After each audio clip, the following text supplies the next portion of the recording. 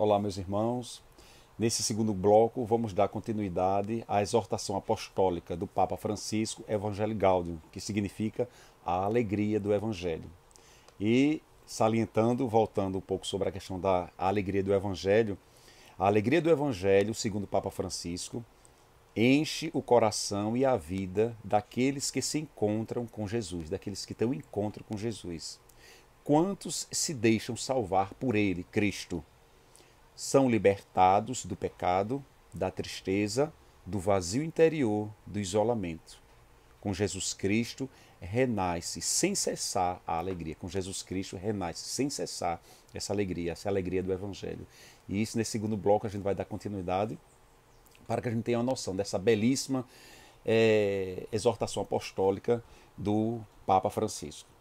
Então, vamos lá, dando continuidade, a gente vai ver que lá no item 26 diz o seguinte: o Papa Paulo VI. Paulo VI convidou a alargar o apelo à renovação de modo que ressalte com força que não se dirige apenas aos indivíduos, mas à igreja inteira. Então essa exortação apostólica, esse anúncio, essa exortação da alegria do Evangelho, ela não é apenas para um número de pessoas. Como diz, é alargar, o Papa Paulo VI, alargar o apelo à renovação de modo que ressalte com força, ressaltar com entusiasmo, ressaltar com segurança, com a verdade. Primeiramente, você tendo consciência e convicção daquilo que você está falando, com força, que não se dirige apenas aos indivíduos, mas à igreja inteira, toda a igreja. Desta consciência esclarecida, né, diz o Papa Paulo VI, desta consciência esclarecida e operante deriva espontaneamente um desejo de comparar a imagem ideal da igreja tal como Cristo a viu. Como foi que Cristo olhou sua igreja? Qual foi o projeto de Cristo para a sua igreja? Então, precisamos ver, o nosso olhar precisa ser igual de Cristo, que a viu, a quis e amou. Então, olho para a igreja, eu faço parte da igreja, eu sou um membro da igreja, eu olho para a igreja, eu quero a igreja e eu amo como Cristo amou. Ou seja, como sua esposa santa e imaculada, como tem lá em Efésios, capítulo 5, versículo 27. Então surge hoje uma necessidade generosa e quase impaciente de renovação. Então precisa existir uma renovação. Não é mudar a essência, mas qual é essa renovação? Isto é, de emenda dos defeitos. Da emenda dos defeitos. Que aquela consciência denuncia e rejeita como se fosse um exame interior ao espelho do modelo que Cristo nos deixou de si mesmo. Porque Cristo nos deixou um espelho de si mesmo. Cristo, como ele diz, eu sou o caminho, a verdade e a vida. Então, o Concílio do Vaticano II apresentou a conversão eclesial como a abertura a uma reforma permanente de si mesma por fidelidade a Jesus Cristo. E 2 pontos, ele diz: toda a renovação da igreja consiste essencialmente, lá do Concílio Vaticano II, toda a renovação da igreja consiste essencialmente numa maior fidelidade à própria vocação. É a fidelidade à sua vocação. A fidelidade, você não fugir dessa essência, porque não existe a questão a modernidade, porque mudou. É a mesma coisa. É o que Cristo pediu, é o que Cristo fez, é o que Cristo planejou, é como Cristo olhou, que você precisa também ter esse olhar, porque eu acho. Não, isso eu concordo, isso não concordo. Não, isso não é comunhão. A comunhão é plena, a comunhão é total. Então a igreja peregrina é chamada por Cristo a essa reforma perene, a reforma de tirar as arestas que o homem foi modificando e mudando a essência daquilo que Cristo pediu, daquilo que Cristo olhou. Como instituição humana e terrena, a igreja necessita perpetuamente desta reforma. É a vigilância de si mesmo, não mudar, porque é Cristo que determina, é Cristo que mudou, é Cristo que ordenou, Cristo planejou, e eu não é o que eu acho. É o que Cristo quer para a sua igreja. Há estruturas eclesiais que podem chegar a condicionar um dinamismo evangelizador. Veja como é importante. Há estruturas eclesiais que podem chegar a condicionar um dinamismo evangelizador de igual modo. As boas estruturas servem quando há uma vida que as anima, sustenta e avalia. Sem vida nova e espírito evangélico autêntico, sem fidelidade da igreja à própria vocação. Então a própria igreja precisa ser fiel à sua própria vocação, à sua própria essência. Toda e qualquer nova estrutura se corrompe em pouco tempo. Porque muitas vezes nós estamos apegados ou focados na estrutura. Como diz, o dinamismo evangelizador, de igual modo, as boas estruturas servem. As boas estruturas, tudo bem, elas servem quando há uma vida que as anima, sustenta e avalia. Sem vida nova e espírito evangélico ao tempo, porque é o espírito evangélico, é o Espírito Santo. Sem fidelidade da igreja à própria vocação, a vocação da igreja, a vocação ao seu chamado. Toda e qualquer nova estrutura se corrompe em pouco tempo. Então, uma nova eclesial, uma renovação eclesial inadiável. É uma renovação eclesial inadiável para você voltar sempre à fonte. Você vai voltar sempre às origens. Sonho, diz o Papa Francisco, sonho com uma opção missionária capaz de transformar tudo. Veja, ele sonha com opção missionária. Qual é a minha opção missionária? Capaz de transformar tudo aos moldes de Cristo, transformar tudo pelo olhar de Cristo, como Cristo olhou, como Cristo planejou, como Cristo sonhou. Transformar tudo para que os costumes, os estilos, os horários, a linguagem e toda a estrutura eclesial se torne um canal proporcionado mais à evangelização do mundo atual, que é a autopreservação. Não é você preservar, mas não é algo estático, mas é algo dinâmico, onde o Espírito Santo vem se apossando dos horários, da linguagem, da estrutura, e sendo o canal proporcionado mais evangelização do mundo atual, voltado para o homem, sempre é voltado para o outro, sempre é voltado para a sociedade, sempre é voltado para os jovens, sempre voltado para as famílias, sempre voltado para os consagrados, sempre voltado para os religiosos, para as religiosas, para o homem da sociedade atual, com as suas carências, com esse bombardeio que nós recebemos da mídia, mudando, saindo da essência. Não, porque naquela época era uma coisa, hoje não muda nada. A reforma das estruturas, então muitas vezes a gente se volta para a reforma das estruturas que a conversão pastoral exige. Só se pode entender neste sentido, fazer com que todas elas se tornem mais missionárias. Todas as estruturas, toda a conversão pastoral precisa ser mais missionárias, missionariedade. A minha missão, qual é a minha missão dentro da minha família? Qual é a minha missão dentro da comunidade? Qual é a missão dentro do meu ministério, dentro da minha pastoral, dentro do meu trabalho? Qual é essa missão? Você está unido, você não é cidadão da terra, você é cidadão do céu. Então, você como cristão, a sua responsabilidade qual é? Porque que a pastoral ordinária, em todas as suas instâncias, seja mais comunicativas e abertas. Como nós precisamos ser mais comunicativos, como nós precisamos ser mais abertos ao outro, à necessidade do outro, a gente entrar na vida do outro, entrar na necessidade do homem de hoje, do homem que sofre. Seja mais comunicativa e aberta, que coloque os agentes pastorais em atitude constante de saída. Eu preciso estar em postura de saída, saída para o outro, para a necessidade do outro. Eu não posso mais estar fechado em mim mesmo. Eu não posso estar parado, mas eu preciso sair, derrubar os muros e encontro da necessidade do outro. Então, que coloque os agentes pastorais em atitude constante de saída e assim favoreça a resposta positiva de todos aqueles a quem Jesus oferece sua amizade, porque Jesus vem oferecer sua amizade a todos e nós esquecemos disso. Nós nos esquecemos que Cristo quer fazer amizade com todos e quem é o veículo principal para que Cristo possa se revelar para o homem de hoje? É você, sou eu. E assim favoreça uma resposta positiva de tanto. A minha resposta para o homem de hoje é uma resposta positiva, é uma resposta dinâmica, é uma resposta entusiasmada para que o homem possa descobrir através da minha vida, do meu testemunho, do meu ser, essa amizade com Cristo. Como dizia o Papa João Paulo II aos bispos da Oceania, toda renovação na igreja há de ser deve ter como alvo a missão. Repetindo a frase do Papa João Paulo II. Toda renovação na igreja há de ter como alvo a missão, para não cair vítima de uma espécie de introversão eclesial. Repetindo, toda renovação na igreja há de ter como alvo a missão, Eu não posso esquecer a minha missão dentro da igreja. Eu não posso esquecer a minha missão dentro da comunidade. Eu não posso esquecer a minha missão dentro da minha paróquia. Eu não posso esquecer a minha missão dentro da minha família. Eu não posso esquecer a minha missão no eu como empresário, como empregado na minha empresa, como trabalhador. Qual é a minha missão? Para não cair vítima de uma espécie de introversão eclesial. Desse relativismo que você vem segundo a sua verdade, não tem que mudar isso, aquilo, não.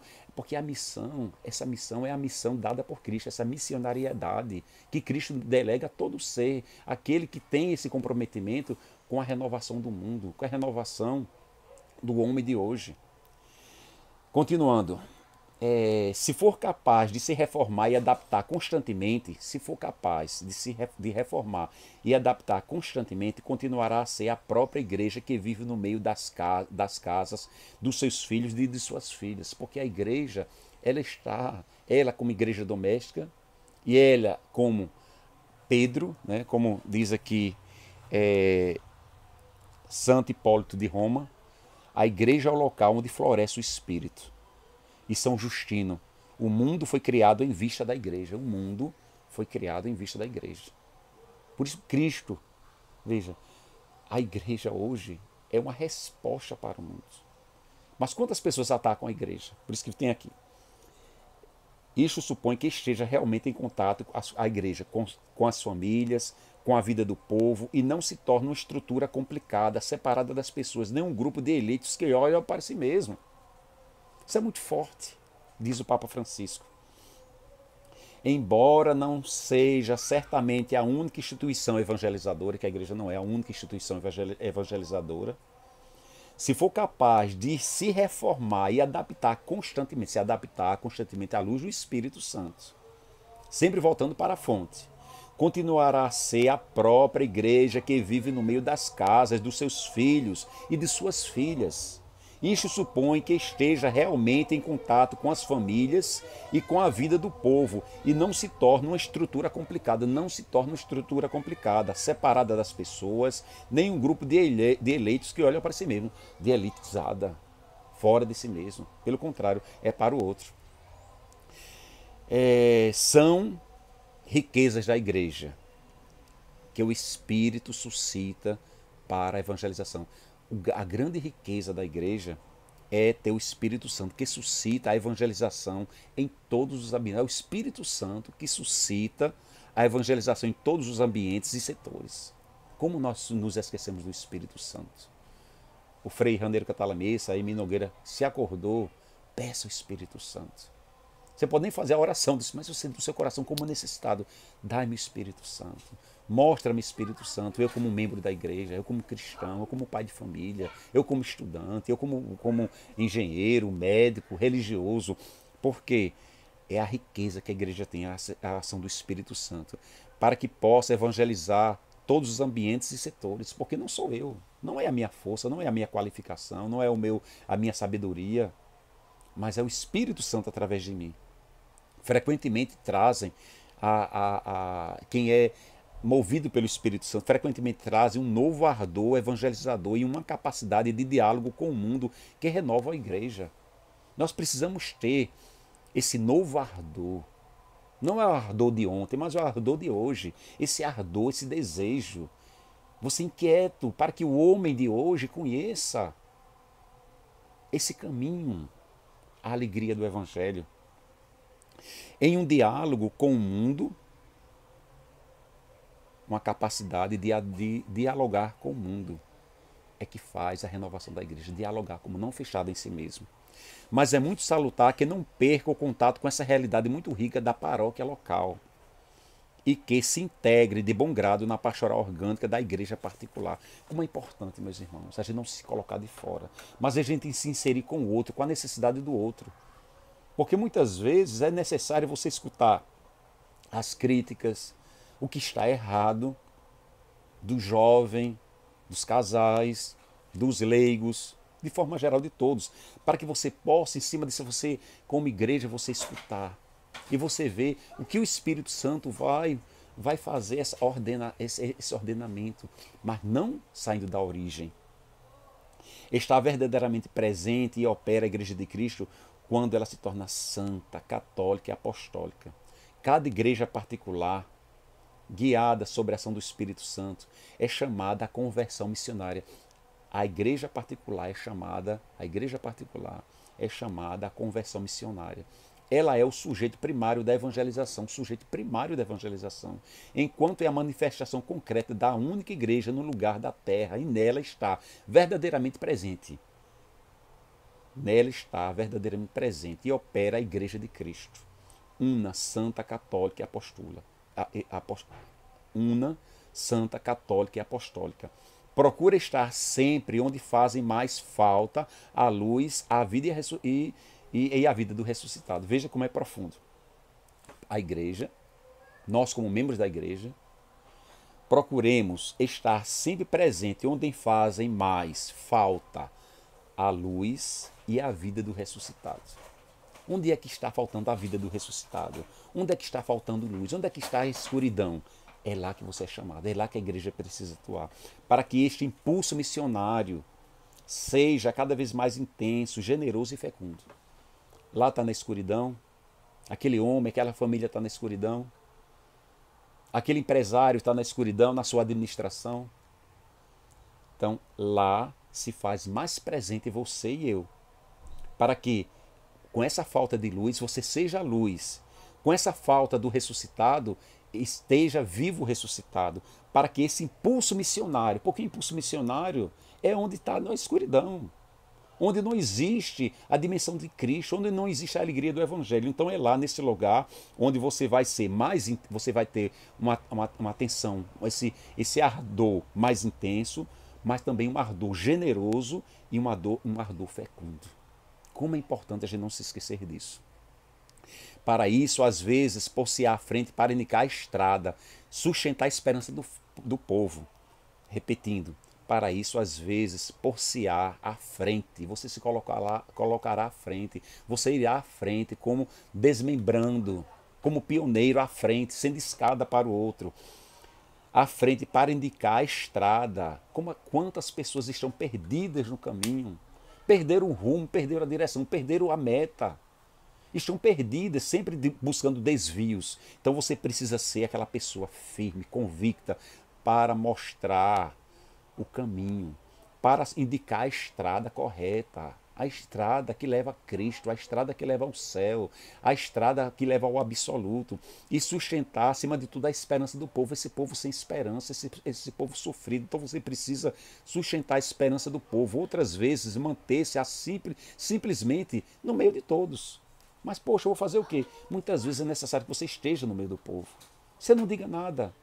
Muitas vezes com o seu silêncio, mas você testemunhe esse evangelho da alegria, esse evangelho que traz vida, essa seiva nova. Então, é necessário que muitas vezes você se mantenha no meio do povo, levando a esperança. Muitas vezes com a sua proximidade simples, veja, com a sua proximidade, você está simplesmente no meio de todos, com a sua proximidade simples e misericordiosa. E em certas circunstâncias deverá caminhar atrás do povo. Veja atrás do... Não é, porque eu sei mais, eu sou mais espiritual, eu sou mais santo, eu tenho sabedoria. Porque eu conheço muitas coisas, eu vou à frente para orientar. Não, muitas vezes você vai se colocar atrás do povo para ajudar aqueles que se atrasaram. E sobretudo porque o próprio rebanho possui o olfato para encontrar novas estradas, o próprio rebanho. E você vai só orientar, é a sua vida. Como nós precisamos pedir essa sabedoria do Espírito Santo, porque humanamente nós não conseguimos. Dado que sou chamado a viver aquilo que peço aos outros. Dado que eu sou chamado a viver aquilo que eu peço aos outros, aquilo que eu anuncio aos outros, aquilo que eu vou buscar aos outros, eu sou chamado primeiro a viver. Eu não sou chamado apenas a falar, a proclamar, eu sou primeiro chamado a viver. Devo pensar também numa conversão. Uma conversão diária, uma conversão concreta, uma conversão onde eu vou colocar, primeiramente, testemunhar na minha vida aquilo que eu estou proclamando, aquilo que eu estou vivendo. E o Papa Francisco diz, a pastoral em chave missionária, lá no item 33, diz, exige abandono deste cômodo critério pastoral. 2 pontos. Fez-se sempre assim, convido todos a serem ousados. Veja que interessante a questão dessa evangelização. essa alegria do Evangelho. Ele diz: convido a todos, todos são todos, a serem ousados e criativos nesta tarefa de repensar os objetivos, as estruturas, o estilo e os métodos evangelizadores das respectivas comunidades. Porque muitas vezes a gente, não, tem que ser dessa forma. Se você vai dar um seminário do Espírito Santo, mude o nome. Não importa a essência, o que importa é Cristo. Você fica muitas vezes preso às estruturas, mas qual a dimensão do Espírito? Convido a todos a serem ousados e criativos, ousados sem sair da fonte, ousados pela ação do Espírito, para trazer o outro, para o outro ser conquistado por Cristo, para o outro ver em você o Cristo que quer tomar iniciativa, o Cristo que quer ser amigo. Importante, outro detalhe importante é não caminhar sozinho, mas estar sempre em conta dos irmãos. É a comunhão com a igreja. Não é o eu fazer, é nós fazemos. Não é o eu fazer, eu prego, eu faço, eu digo, não é eu comunidade, não, é nós. Então, a partir do coração do Evangelho, lá no item 3, do número 34, se pretendemos colocar tudo em chave missionária, isso se aplica também à maneira de comunicar a mensagem. Como eu estou comunicando a mensagem do Evangelho? Como eu estou passando Cristo para o outro? Como é que eu estou passando? Se questione. Como eu estou passando? No mundo atual, com a velocidade das comunicações, com a tecnologia avançada, você um clique aqui, tudo é muito rápido. No mundo atual, com a velocidade das comunicações e a seleção interessada dos conteúdos feito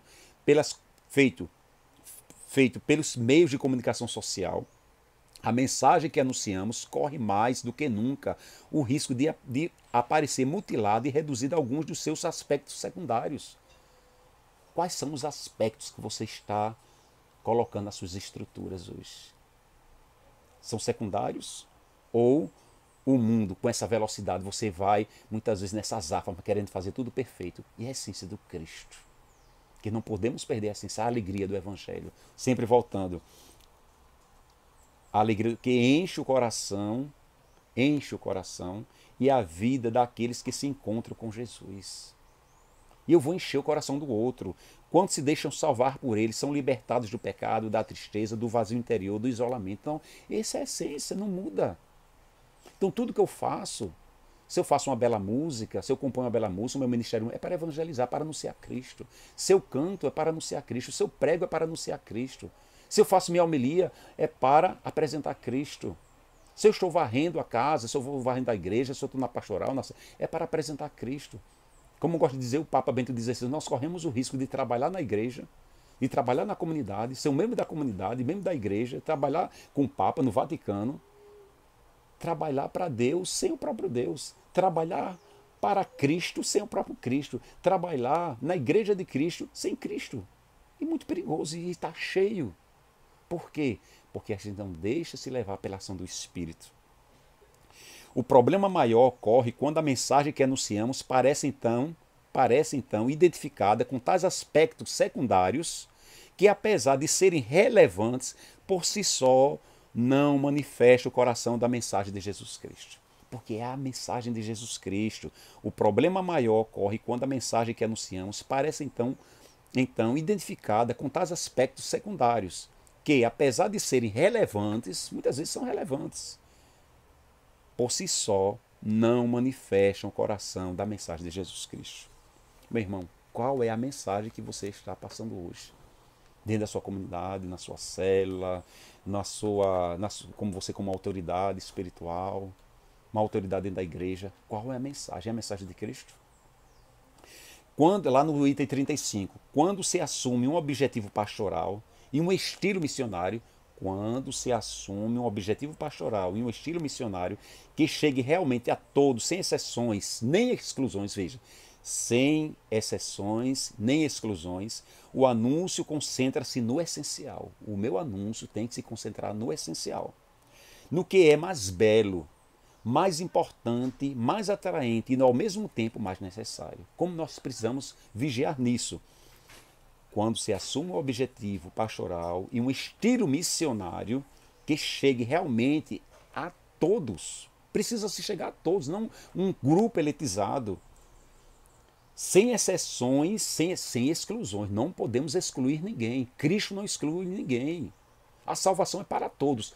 Para todos. Cristo não exclui ninguém. O anúncio concentra-se no essencial. No que é, veja, no essencial, no que é mais belo, no mais importante, mais atraente e ao mesmo tempo mais necessário. Como nós precisamos estar vigilantes nisso. Aqui o que conta é, antes de mais nada, a fé que atua pelo amor. Gálatas 5:6. Gálatas 5:6. Aqui o que conta, veja, o que conta, o que é importante, o que é fundamental. É, antes de mais nada, a fé atua pelo amor. A fé atua pelo amor. As obras de amor ao próximo são a manifestação externa mais perfeita da graça interior do Espírito. Se não for o Espírito Santo, a gente vai fazer as coisas pela carne. Já a gente vai achar que está trabalhando para Deus e não vai estar trabalhando para Deus. Pode trabalhar para você, para o mundo, para o inimigo, para o demônio, mas não é para Deus. Porque as obras de amor ao próximo são manifestações externas mais perfeitas da graça interior do Espírito. O elemento principal na nova lei é a graça do Espírito Santo, que se manifesta através da fé, que opera pelo amor. O Espírito Santo opera pelo amor. O Senhor não veio para condenar ninguém, o Senhor não veio para julgar ninguém, o Senhor veio para salvar. E esse é o nosso papel, é a minha missão como missionário, a minha missão, a minha missionariedade. É que seja operado o meu trabalho pelo amor, para o amor. Por isso, afirma que relativamente ao agir exterior, veja que coisa linda.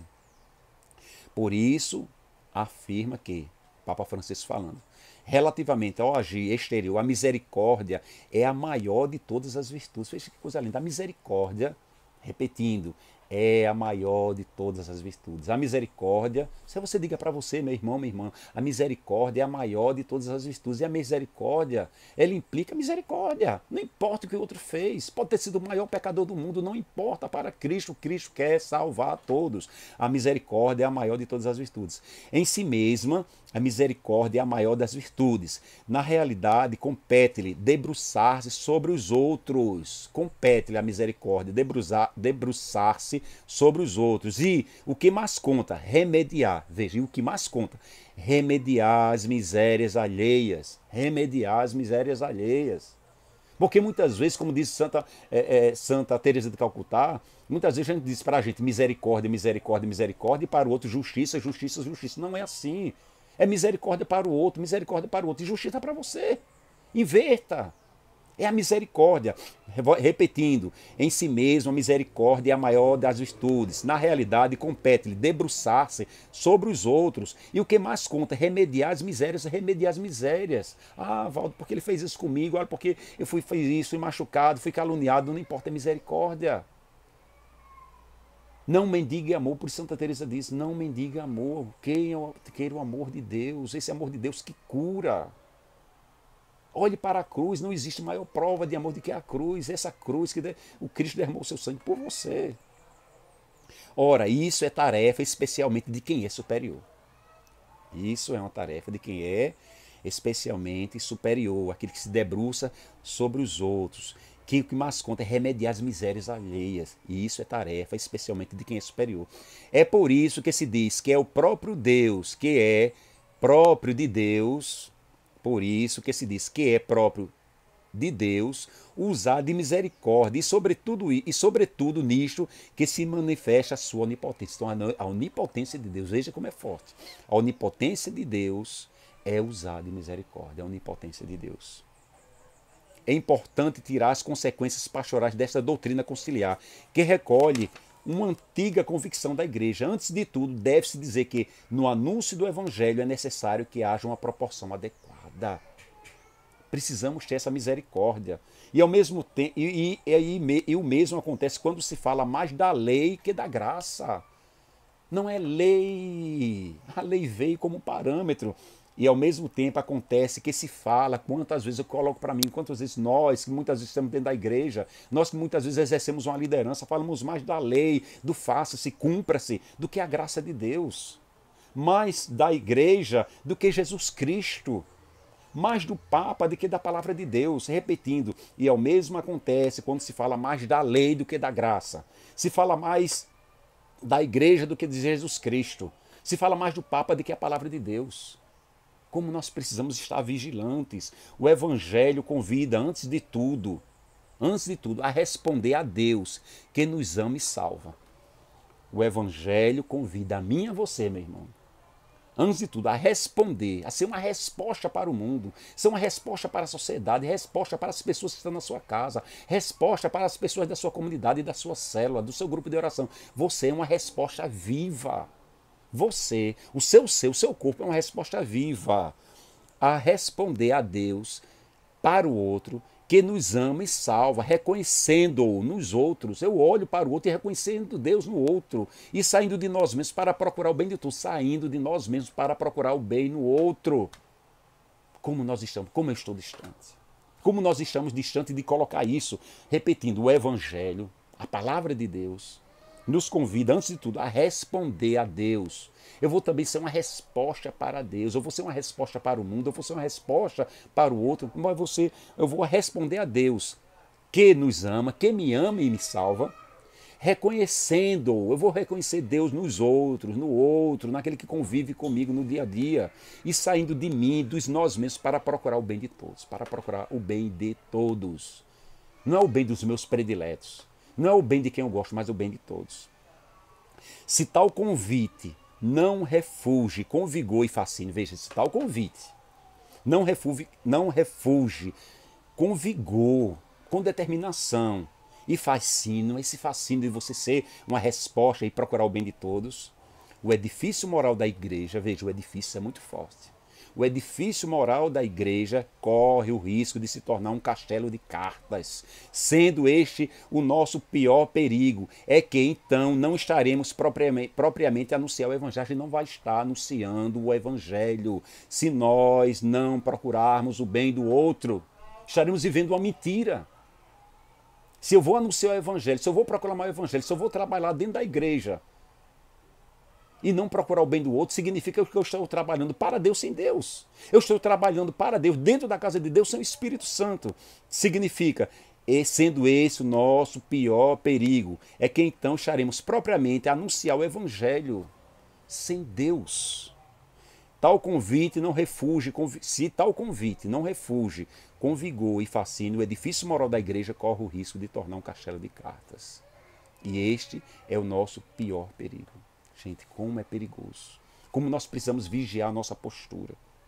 Então, lá no item 4, a missão que se encarna nas limitações humanas. A missão que se encarna, essa missão de Cristo, a missão da igreja se encarna numa criatura falha, como sou eu, como é você. A missão que se encarna nas limitações, quando nós somos seres limitados, nós precisamos do Espírito Santo diariamente, a cada segundo. Por Santa Teresinha, a cada 3 minutos eu me afasto da vontade de Deus. Porque se não for o Espírito Santo, a gente não consegue fazer nada, a gente vai fazer por a gente mesmo. A nossa natureza que quer aparecer, quer brilhar. Por isso Santa Teresinha, ela dizia, Senhor, me faz-me santa, mas que eu não saiba. Porque se eu souber que alguém está dizendo que eu sou santa, eu vou ficar se inchando. Por São Paulo da Cruz, grande risco para você perder a sua vida, o céu, é o elogio. Corre perigo de morte, você perder o céu. A igreja, que é discípula missionária, tem necessidade de crescer na sua interpretação da palavra revelada e na sua compreensão da verdade. Nós precisamos ter a compreensão da verdade de Cristo. Nós precisamos ter a compreensão do que o Evangelho nos revela. Nós precisamos ter a compreensão do que a igreja nos mostra, do que a igreja nos aponta, o caminho que a igreja quer que a gente siga. O Papa João Paulo II disse que a igreja preste atenção às suas contribuições, o Papa João Paulo II, para obter indicações concretas que a ajudem no cumprimento da sua missão de magistério. Como nós precisamos estar atentos. As diversas linhas de pensamento filosófico, teológico e pastoral se deixam harmonizar pelo Espírito, no respeito e no amor, podem fazer crescer a igreja. Eu sou de Paulo, eu sou de Apolo. Eu sou do João, sou do Emi, eu sou do Padre Jonas. As diversas linhas de pensamentos filosóficos, teológico e pastoral se deixam harmonizar pelo Espírito Santo que faz a obra, não é você. Você morre para si mesmo. no respeito, respeitando o outro, no amor, podem fazer crescer a igreja, meu irmão. Eu estou fazendo crescer a igreja. Eu sou um instrumento de crescer a igreja. Eu estou edificando a igreja de Jesus Cristo. Eu estou sendo outro Cristo. Eu olho para a igreja com o olhar de Cristo. Eu falo com as palavras de Cristo. Eu edifico ou estou querendo eu mesmo edificar a minha vida. Eu mesmo. Deste modo, somos fiéis a uma formulação, mas não transmitimos a substância. Como corremos o perigo? Deste modo, somos fiéis a uma formulação, mas não transmitimos a substância. Qual é a substância? Cristo, o Espírito Santo. O caminho, Ele que é o caminho, a verdade e a vida, é Cristo. Este é o risco mais grave. Lembremos de que a expressão da verdade pode ser multiforme. Esse é o risco mais grave. Como nós precisamos estar atentos e vigilantes. Em todo caso, não poderemos jamais tornar os ensinamentos da igreja uma realidade facilmente compreensível. Não podemos tornar, muitos não vão compreender. Aí onde você entra, a sabedoria do Senhor, ajuda-me. Esse jovem que foi criado numa filosofia, dentro de uma família espírita, dentro de uma família pagã, como eu vou chegar a ele? Você não pode chegar impondo a lei. É a graça do Espírito. Peça sabedoria. A maneira como você vai chegar. Para cada pessoa você tem uma pedagogia diferente. Em todo caso, não poderemos jamais tornar os ensinamentos da igreja uma realidade facilmente compreensível e felizmente apreciada por todos. A fé conserva sempre um aspecto de cruz, certa obscuridade que não tira a firmeza da sua adesão. Porque hoje em dia a sociedade não quer cruz, a sociedade não quer sofrer. E você não pode, se você compreender, o outro não compreendeu, você tem que aceitar o tempo do outro. São Tomás de Aquino, ele nos diz, São Tomás de Aquino sublinhava que os preceitos dados por Cristo e pelos apóstolos ao povo de Deus são pouquíssimos. Repetindo, São Tomás de Aquino sublinhava que os preceitos dados por Cristo e pelos apóstolos ao povo de Deus são pouquíssimos. Veja, pouquíssimos, como assim? E citando Santo Agostinho, observava que os preceitos adicionados posteriormente pela igreja se devem exigir com moderação, para não tornar pesada a vida dos fiéis. Meu irmão, quantas vezes nós, dentro da comunidade e dentro da igreja, colocamos um fardo pesado na vida do outro? Um fardo que ele não consegue carregar, isso é para você. Como diz a Santa Teresa de Calcutá, para o misericórdia, misericórdia, misericórdia. Mas muitas vezes a gente faz o contrário, a gente bota justiça, justiça, justiça e misericórdia, misericórdia, misericórdia. Nós precisamos, não podemos colocar um fardo pesado na vida do outro. E citando Santo Agostinho, observava que os preceitos, isso, Santo Agostinho, viu? Doutor da igreja. Observava que os preceitos adicionados posteriormente pela igreja se devem exigir com moderação, com cuidado. Porque não é o cumprimento da lei, é o amor. É o amor. Para não tornar pesada a vida aos fiéis. Para não tornar pesada a vida do seu irmão, do outro. Nem transformar a nossa religião numa escravidão, porque a nossa religião, o cristianismo não é uma escravidão. Quando a misericórdia de Deus quis que você fosse livre, a misericórdia quer que você seja livre. O que é que diz Santo Agostinho? Deus dá liberdade ao homem mesmo correndo o risco de perdê-lo. Porque é pelo amor que nós somos conquistados, não é pela lei, não é pela obrigação, não é o cumprimento de uma lei. Não leva ao céu a lei, mas é o amor. Não torne a vida do seu irmão pesada, não coloque um fardo pesado na vida do seu irmão. Portanto, sem diminuir o valor do ideal evangélico, é preciso acompanhar com misericórdia e paciência. Precisamos acompanhar a vida do outro. Você que é formador, você que é acompanhador, você que é diretor espiritual, que é padre, religioso, precisamos, portanto, sem diminuir o valor do ideal evangélico, é preciso acompanhar com misericórdia e paciência. Como nós precisamos acompanhar o outro? Com misericórdia e paciência. As possíveis etapas de crescimento das pessoas que se vão construindo dia após dia, o crescimento do outro. O caminho de espiritualidade do outro é constituído dia após dia. Meses após meses, anos após anos, décadas após décadas. Não imponha aquilo que muitas vezes você tem consciência, você quer empurrar de goela abaixo no outro, não podemos. não precisamos acompanhar com misericórdia e paciência, reforçando que isso é muito importante, as possíveis etapas, são etapas de crescimento das pessoas que se vão construindo dia após dia.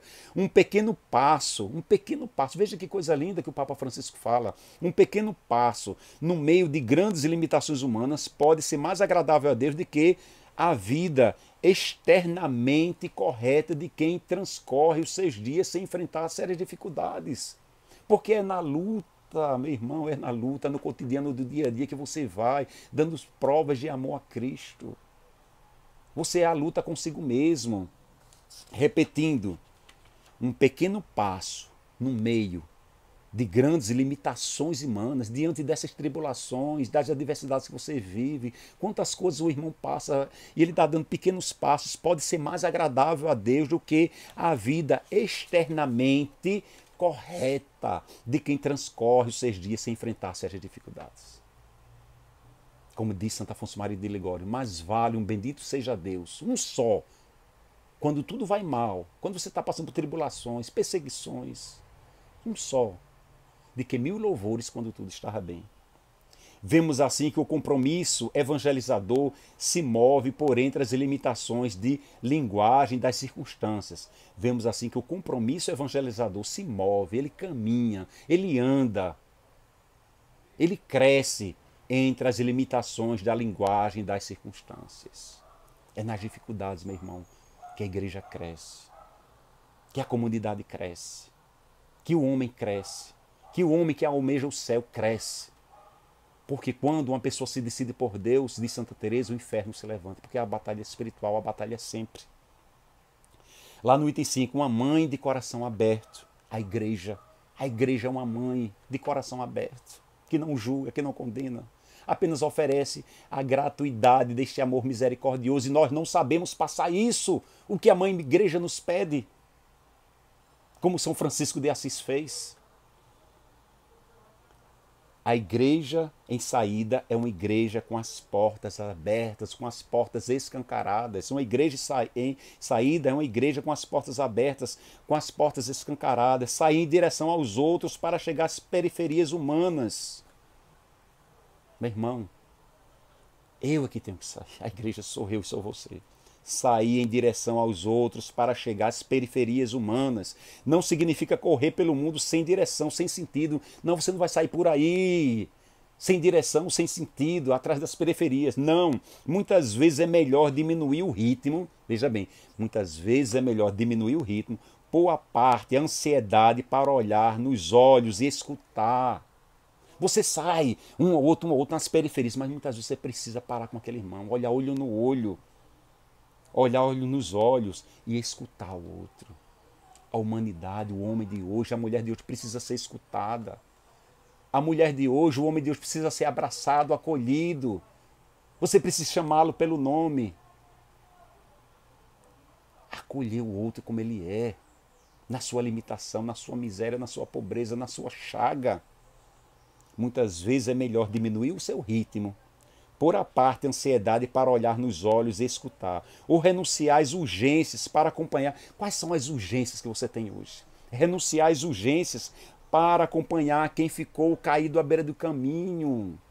Renuncie às suas urgências, às suas prioridades, mesmo dentro da sua comunidade, dentro da igreja, dentro da pastoral. Renunciar às suas urgências para acompanhar quem ficou caído à beira do caminho. Porque esse outro vai fazer diferença no céu, vai fazer diferença para Cristo, porque Cristo nos mostra qual o caminho. Às vezes é como o pai do filho pródigo, que continua com as portas abertas para este voltar. Pode entrar sem dificuldade. O pai do filho pródigo esperava todos os dias. Anos se passaram, mas as portas estavam abertas, esperando o seu filho voltar. E quantas vezes nós precisamos esperar o outro que estão perdidos no mundo? A igreja é chamada a sempre ser a casa aberta do Pai.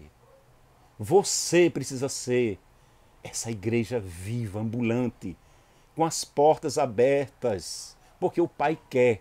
A igreja é chamada a ser sempre a casa aberta do Pai. Um dos sinais mais concretos desta abertura é ter, por todo lado, igrejas com portas abertas. Assim, se alguém quiser seguir uma moção do Espírito e se aproximar à procura de Deus, vai encontrar na igreja aberta. Mas não é só a estrutura da igreja aberta, é você com o coração aberto para o outro, para a necessidade do outro, daquele que não tem com quem partilhar, daquele que não tem com quem falar. A igreja é chamada a ser sempre a casa aberta do Pai, porque o Pai assim o quer. Que possamos, meu irmão, finalizando esse segundo momento, que a gente possa ter esse coração aberto. E terminando, muitas vezes é melhor diminuir o ritmo, pôr à parte a ansiedade para olhar nos olhos e escutar ou renunciar às suas urgências para acompanhar quem ficou à beira do caminho. É isso que Cristo faz. Olhe para Cristo, que tudo ficará mais fácil. Terminando esse segundo bloco, louvado seja nosso Senhor Jesus Cristo, para sempre seja louvado. Deus os abençoe.